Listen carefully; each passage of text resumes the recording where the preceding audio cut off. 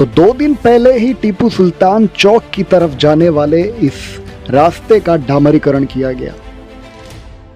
आप कई लोग जानते हैं कि कल नितिन राउत और नितिन गडकरी जी अटल संगम नाम से जो ब्रिज वंदेवी नगर चौक से माजरी की तरफ जाने वाला जो ब्रिज बना है उसके उद्घाटन के लिए आने वाले थे। तो इसीलिए एनएमसी की तरफ से इस रिंग रोड से टीपू सुल्तान चौक की तरफ जाने वाले रिंग रोड का डामरीकरण किया गया, लेकिन वो भी अधूरा किया गया। आइए आपको दिखाते हैं इस रोड का अभी हाल फिलहाल में क्या हाल है।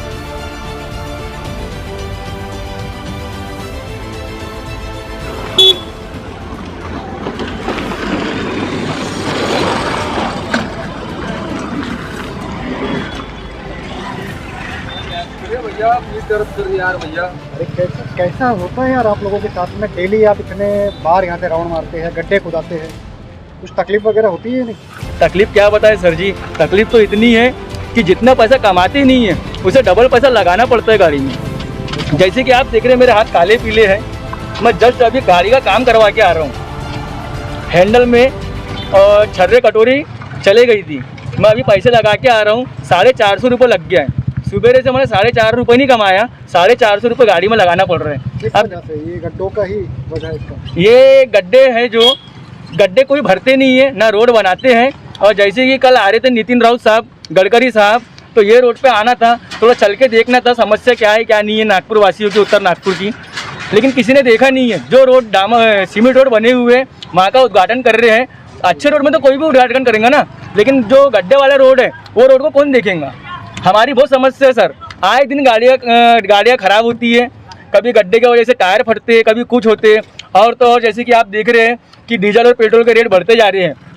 सरकार क्या करने पे चली है कुछ समझ में आ रहा नहीं है। गरीब लोगों का ये हाल हो गया हमारा कि पेट भरना मुश्किल हो गया है। पेट्रोल भरेंगे क्या और क्या चलाएंगे? क्या होना अब इसको आगे लगा हो गया। कितने गड्ढे खुदाते हो दिन भर में? सर गिन नहीं सकते गड्ढे कितने, बस समझ लो 1 मिनट का सफ़र है ये रिंग रोड से टीपू सुल्तान चौक पहुंचने के लिए, मगर कम से कम 3 से 4 मिनट लगते हैं सर।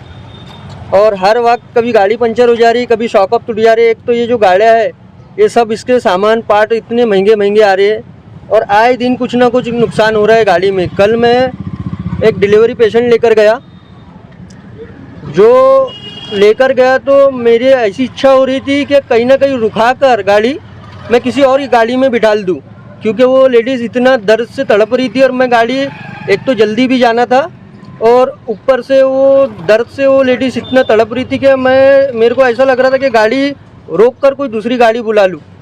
बड़ी तकलीफ़ से मैं लेकर गया। लेकर जाने के बाद जब दवाखाना में लेकर गया तो तुरंत थोड़ी देर के बाद डॉक्टर ये बोलता है कि इतने टाइम यानी कुछ ना कुछ तकलीफ हो गई होंगी। फिर मैं उसके बाद गया नहीं, मगर वो गड्ढे की वजह से मेरे को ऐसा लगता है क्या थोड़ी तकलीफ में आए हैं वो। कितने सालों से है ऐसा ये गड्ढे? पूरे रोड नहीं बना है कितने सालों से? 1 साल से। ये तो सर ऐसा है कि मैंने अभी तक कम से कम 10 साल का करीब ज़माना हो चुका। मैं देखा क्या हमेशा इसके ऊपर सिर्फ आ रहे हैं।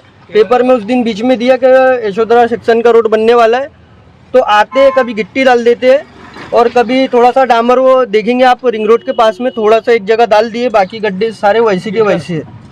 कोई काम नहीं करता है, कोई बोलता है, यानी समझ में नहीं आ रहा है कि इसका तो कौन। इस उत्तर नागपुर के एमएलए कौन है?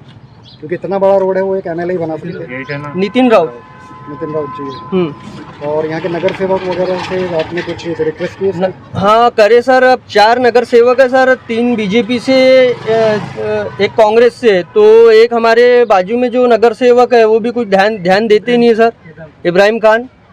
वो बस गटर नाली के चक्कर में रहते हैं और वो भी कोई काम उनका कुछ समझ में नहीं आता है कि बस उनको 5 साल बिताने उनको अपना ऐसा लगता है, बस कुछ समझ में नहीं आ रहा। और कल हमारे यहाँ पर नितिन राउत जी, नितिन गडकरी जी आए थे। वो आए ऐसे रोड से आए, उनको यशोधरा वंदेवी में आए वो। और वो मैं कहता था कि वो ये रोड से एक बार आके सफ़र करे कि जो महंगी महंगी गाड़ियों में घूम रहे हैं वो, कि उनको समझ में आए कि बाकी लोग कैसे ट्रैवल करते हैं रोज़, जो गाड़ी में जो खर्चे आते हैं सब आता है। तो समझ में नहीं आ रहा है कि कोई ध्यान क्यों नहीं दे रहा, क्यों ध्यान नहीं दे रहे, यानी क्या बात है कि हम लोग घर का बिल नहीं भरते कि क्या नहीं करते। बस इतना ही बोलना चाहूँगा। सर ये अभी 2 साल से हो गया है सर, 2 साल की गड्ढे झेल रहे हैं हम, और ये रोज़ की हम कैसे करें सर।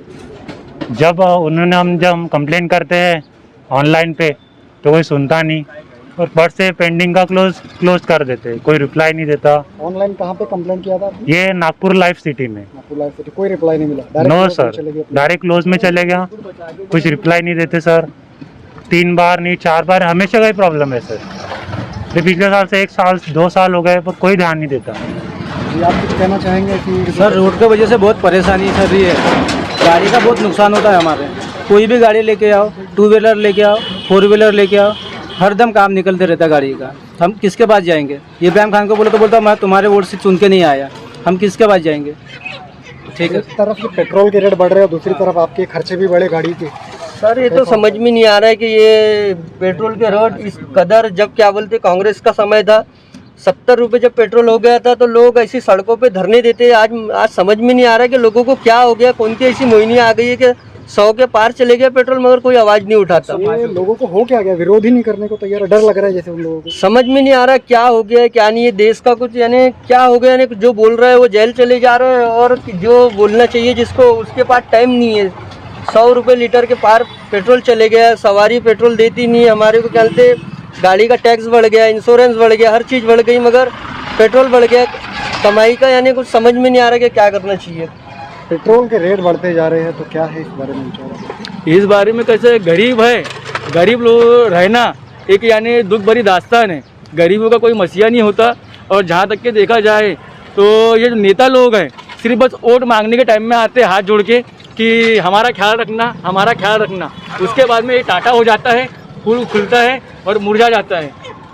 जैसे कि हम आपको बताना चाहेंगे कि यहाँ पे 4 वार्ड मेंबर है, 3 बीजेपी से हैं और 1 है कांग्रेस पार्टी से। तो एक भी वार्ड मेंबर कभी ये नहीं है कि हमारा कर्तव्य है देश के, जैसे कि देखा जाए तो देश के नौकर रहते हैं, जनता के नौकर होते हैं ये वार्ड मेंबर, लेकिन अपनी ड्यूटी जरा सी भी नहीं निभाते। जैसे कि ये वार्ड में घूमना चाहिए, क्या समस्या है क्या नहीं है। यहाँ पे देखा जाए तो पूरे चारों तरफ गड्ढे ही गड्ढे हैं, गड्ढे भरने वाला कोई नहीं है। बहुत सारी समस्या है और आए दिन बस कीमती बढ़ रही है। जैसे कि सिलेंडर हो गया 900 कुछ रुपए, पेट्रोल हो गया 100 रुपये पार, 103 रुपये 102 रुपये। तो ये महंगाई के मामले में कमाई नहीं हो रही इतनी, तो इतना महंगा डालेगा कौन? गाड़ी चलाना बंद करना पड़ेगा। आज हमारी रोजी ही निकल रही है ऑटो में। जैसे कि भाई ने बताया कि ऑटो में लेके गए गर्भवती को, यहाँ से जाने के टाइम में कुछ ना कुछ हो जाता है तो बोलते भैया आराम से चलाओ। कितना आराम से चलाएंगे ऑटो? बहुत सारी दिक्कतें सर। अब आपके माध्यम से, आपके चैनल के माध्यम से हमारी आवाज़ पहुँचाओ वहाँ तक के। और बस कुछ नहीं चाहते हम लोग, बस वार्ड मेंबर है तो अपना कर्तव्य निभाओ, फर्ज निभाओ और थोड़ा सा काम करके दो। बहुत दिन भर में तो हमारा राउंड होता है, समझ लो 3 से 4 राउंड होता है। उसमें से भी अगर से 2 जान की लेडी आ जाती है तो वो बोलती है भैया हम पैदल चले जाएंगे मगर ऑटो में नहीं जाएंगे बोलते। कि वैसा गड्ढे देख लो ना भाई, आप गड्ढे दिखा दो सबको, इतने खतरनाक गड्ढे। अगर से लेडी जाए तो क्या हाल होगा उसका बताओ। ऐसे गड्ढे हैं भाई कि गाड़ी चलाने की इच्छा नहीं होती है ज़रा सी भी। उत्तर नागपुर के एमएलए कौन है जो इस रोड के लिए काम कर सकते हैं? अरे वो सारे क्या बताना, अब सभी वैसे है यार भाई। कोई नेता ध्यान नहीं देता। कोई नेता ध्यान नहीं देता, जो आता वो पैसा हो गया बन गए जाओ तो भगा लेते हैं। अभी वो इब्राहिम के इधर गटर का पानी लेके गए थे तो घर से बाहर ही नहीं निकल रहा वो। ये रोड कोई मतलब का नहीं है, यहाँ से हमारे को आने जाने को परेशानी होती है। इतना माल लेकर आते, कभी गाड़ी पलटी हो गई हमारी 2 बार, तो कौन से मतलब का रोड है ये? सालों से परेशानी हो रही है। ये तो बनता ही नहीं, जिंदगी भर का रोड है ये। 8-10 साल ऐसी 10 साल का, 15 साल भी हो गए, 20 साल भी हो गए, ये रोड को कोई मतलब का रोड नहीं है ये। कौन है यहाँ के हमारे एमएलए? हमारे को क्या मालूम एमएलए कौन है? एमएलए सिर्फ वोट मांगने को आता है और बाद में अपने घर में बैठ के खाता है आराम से।